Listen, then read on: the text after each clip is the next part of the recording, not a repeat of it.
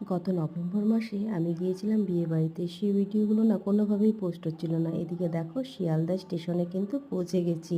আর একটা ট্রলির মধ্যে কতগুলো ট্রলি এঁটেছে দেখেছো? এবার শিয়ালদা থেকে সোজা চলে যাব হোটেলে। ও হ্যাঁ, তোমাদেরকে তো বলাই হয়নি। আমার বোনের বিয়ে হয়েছিল নভেম্বরের 17 তারিখ। সেই ভিডিওগুলো তোমাদের সাথে শেয়ার করতেই পারছিলাম না। তাই আজকে ভাবলাম যে ছোট্ট করে একটু ক্লিপস দেখিয়ে দিই। এদিকে দেখো রেডি হয়ে কিন্তু চলে যাচ্ছি বিয়েবাড়িতে।